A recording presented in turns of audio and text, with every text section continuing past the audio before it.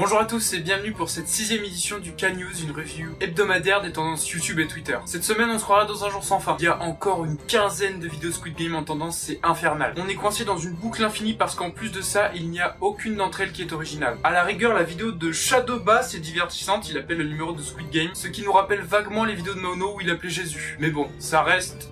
Alors je vous en supplie, s'il y a un dieu quelque part, il nettoie les tendances YouTube, je ne veux plus voir une seule de ces vidéos. Dans la semaine, le The Event de 2021 a été annoncé et nous avons pu voir quel streamer y participera. Alors évidemment j'ai vu dans le futur puisque notre cher Leclerc y sera bel et bien. Alors petit conseil, si j'étais toi j'irais réserver mon billet d'avion le plus vite possible pour payer le moins cher possible. Alors merci à Secousse KB qui laisse un commentaire de roi en dessous de cette vidéo.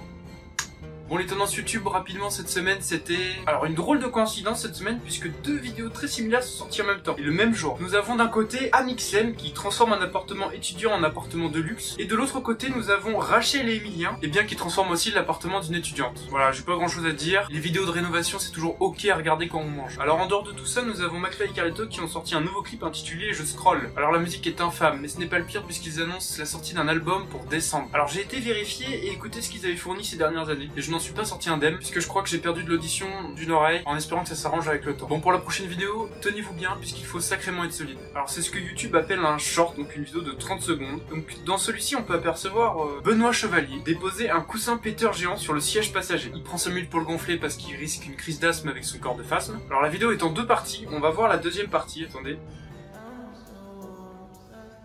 Le coussin péteur est très bien caché. Hahaha, pas du tout overact. Ce n'est pas du tout le type qui filmait dans la première partie qui se casse la gueule devant le... Cette merde a 1 million de vues cumulées.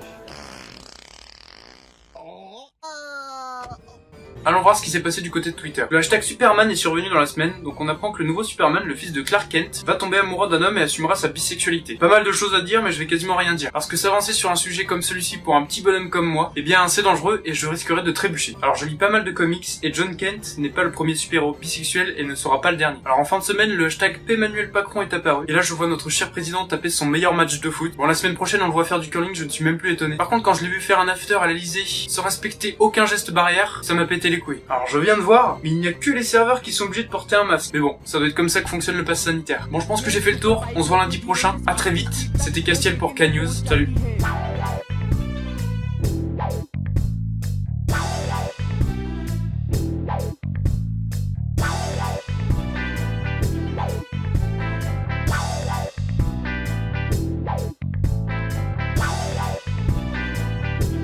Au revoir, c'était génial, non ?